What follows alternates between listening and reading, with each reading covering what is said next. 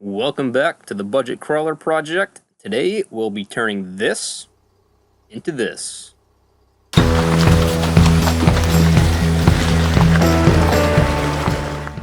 As you can see, we're at a pretty extreme shortage as far as factory switch locations goes on here, and we're running out of room quickly. Well, maybe not so much, but we will be soon. So I didn't plan on doing this modification quite yet. I planned on doing it further down the road when we had more electronic junk on here that we would need switches for, but I'm currently waiting for parts to show up in the mail for some more important modifications, so we're just going to do this in the meantime. So from the factory, we've got 1, 2, 3 switch locations.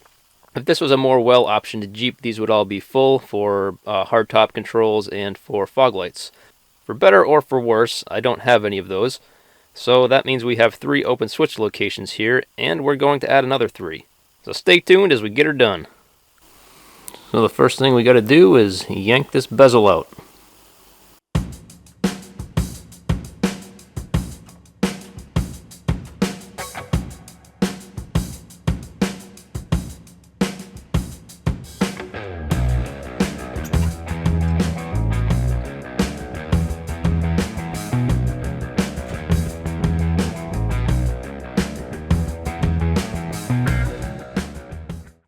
Now the key to making this whole thing work is a second switch panel. So here's the factory one that we just pulled out, and here's a second one that I've had sitting around for many years.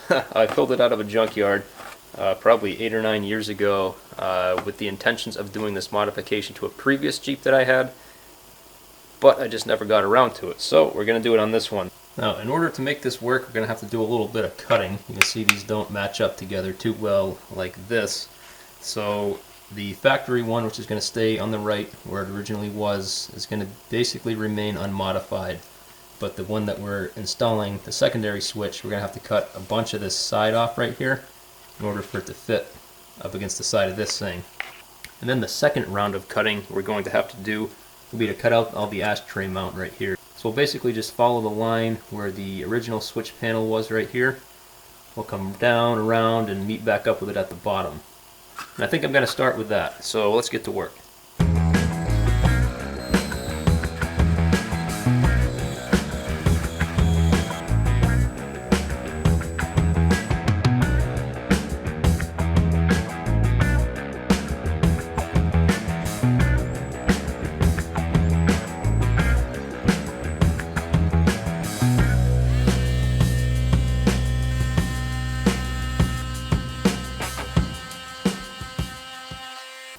And here's what we're left with. I think it came out pretty well. You can see the cut's pretty even all the way across. It's a little bit thicker on the side that I cut down than the other side, and if that ends up being a problem, then I'll just shave a little more off of here. And the same deal on the bottom, but overall it's pretty even, and pretty happy with the way that came out. So now we'll move on to modifying the switch panels. So basically what needs to happen to get these things to stick together is if we look at the piece, the original piece that was in there, so the piece that's going to be on the left hand side, see there's a little bit of a groove right here, and that does not have a corresponding groove. So we need to make one.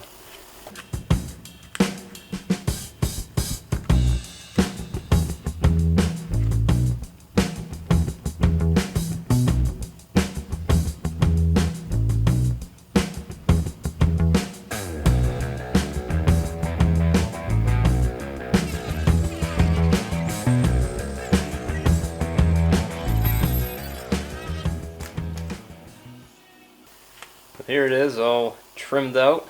We got perfect clearance just about for this little bump out that we need to match up against. And putting them together, this is what we get. So if you look closely, you might be able to see that there's a bigger space in between the two panels on the top than there is on the bottom. And that's because this piece on the side right here is tapered a little bit. Now I'm just going to go ahead and sand this down a little and try to even it out so that we have a nice refined look when we put them together. So I've got it all sanded down nice and even. I may have gone a hair too far on the whole thing because this little tab right here is pretty thin now. trying to decide if I should use something to reinforce it. I may just throw it in as is, and if I have problems I'll reinforce it later on. If we try to stick them in place here, this is basically what we're going to have as the final product. And you can see it fits really well. Pretty happy with how it's coming out so far, and would have been kind of nice if Jeep had this as a factory option, like a non-smoker package kind of thing, but that's alright. We'll take care of it ourselves. So, turns out I lied. I was not comfortable leaving that as it was. It was so thin. I realized how thin it was once I drilled a hole through it, and I was just really flexing. So what I did was grab the piece of this plastic that we cut off right here, just basically plastic welded it in behind. So I used the tip on the soldering iron and just kind of worked the plastic in and melted the two together, and it's nice and sturdy now, so I have no concerns with breaking at this point. But yeah, so if I were to do this again, I would not sand this down quite as thin. I'd rather have the panels be at a little bit of an angle than have to do something like this, but you know, it's a problem. We overcame it, and we're good to go. Now we just need to fasten these two together. I'm gonna go hunt down a couple real short bolts with some lock washers on them. I'll put one on the upper tab here and one on the lower tab, and that should be enough to hold us together on that. I suppose if I really wanted to, I could try to epoxy it or something, but I'd rather just use fasteners. Here it is, all bolted together. It's a pretty nice fit, and got one bolt on the top, one bolt on the bottom. Used nylon lock nuts on there, and we used a grade 8 bolt on the bottom because this is a super high strength, high performance application, and we don't want the bolts to break. And it is definitely not because I didn't happen to have a lower grade bolt on hand of that size. Alright, back inside the Jeep now. One thing I want to point out here is we've got the 12 volt outlet in the factory location, but I removed it from the new panel. Now if we look over here, you can see this little recess right here is cut out, and then the HVAC line is dimpled to clear this. Now I suppose we could do something similar over here if we really wanted to, but I'm not too inclined to do that. So I have a plan for this hole at some point in the future. If I didn't, then I would probably just try to find a shorter 12 volt outlet and install that right in here. But being that I do have plans for this, I'm not going to bother right now. So how does this thing fit as it is? Well, we've got some clearance issues here. Not sure if it's too apparent on the camera from that angle, but basically this little piece right here sticks out maybe an inch or two from the rest of the dash here, and that is right where this foot ends up landing. So basically we need to bring this foot back that inch or two.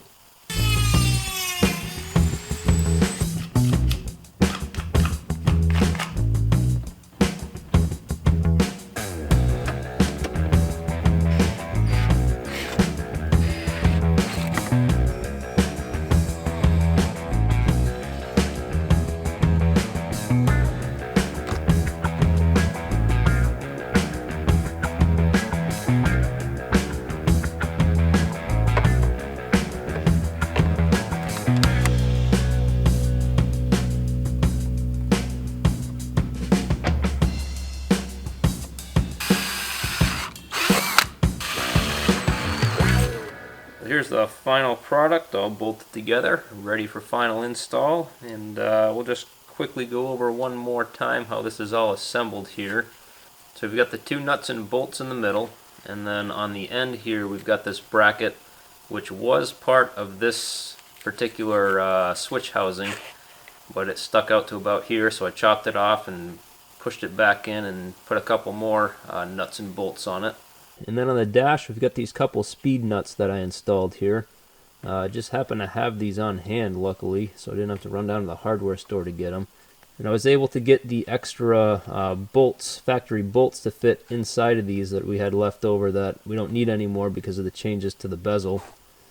And these were just probably one size too small, but I was able to shove the screw in there and get them to work. So we're going to have all factory bolts holding this whole thing in, so we still only need to go for one size wrench when we take this off. Now these couple switches I've got in here don't actually go to anything, but I ran out of switch blanks to throw in, so these are just placeholders until I get a more permanent switch setup in here.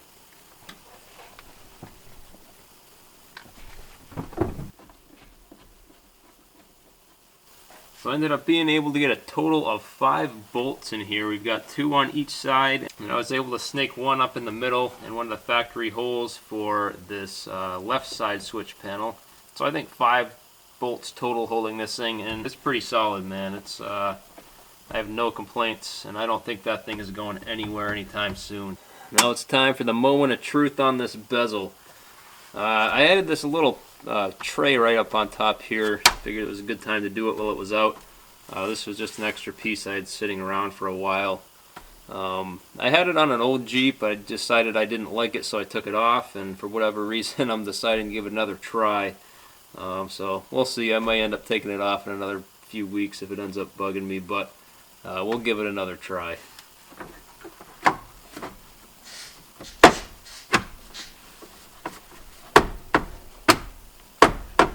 And there we go. Fits like a glove. I am extremely happy with how this thing fits, and we'll give you a few close-up shots here.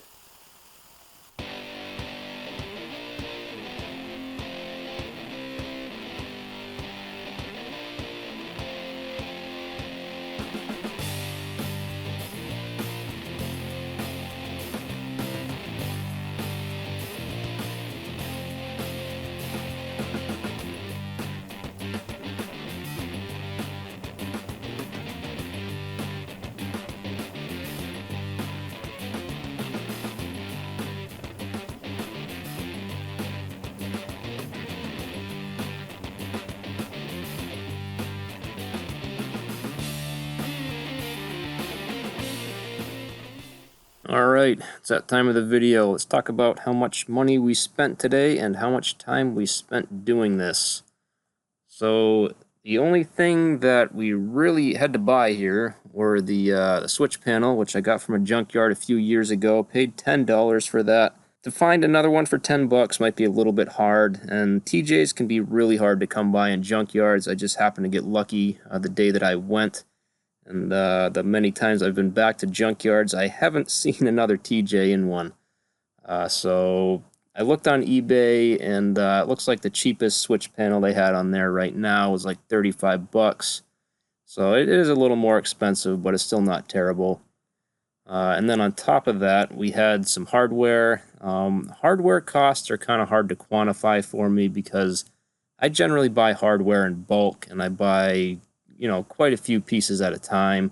Now, the way that I treat hardware, because I hate driving to the hardware store and spending $3 in gas just to buy a 25-cent nut or a washer or something like that, is if I need something, I'll buy 2 of them. If I eventually need more than those 2, then the next time I go back, I'll buy maybe 5 of them. So I have a lot of hardware sitting around, and I go through quite a bit of hardware. So like I said, it's kind of hard for me to quantify, but I'm just going to spitball and say I spent maybe $5 between the bolts, the lock nuts, and the speed nuts. And I think that's a pretty fair estimate. So that brings the total for today up to $15, which really isn't bad. So you figure if we went on eBay and bought the switch panel on there for $35 or whatever it was, then we'd be in it for $40 today. And that's really not bad because this is a great modification. I really like it because I like to keep things looking factory, and this is really a great way to do that while gaining more spots for switches, which we are eventually going to need. But anyway, that brings our new total for the build up to $1,837.49. Now, in terms of time spent, because, we all know time is money, so I had a suggestion from one of you guys asking if I could talk about how much time I spent on these things. So when I remember, I will go ahead and talk about it. I probably have 5 or 6 hours into this one. If I were to do it again, I could probably get it done in maybe 3. Really what takes the most amount of time is just being careful that you don't cut too much and end up making a mess out of these things. So I guess that sums it up for today. As usual, thanks for watching. I appreciate you staying tuned. And if you don't mind, go ahead down and hit that thumbs up button. And if you haven't already, go ahead and subscribe because there'll be a lot more of this Jeep in the future. Thanks for watching.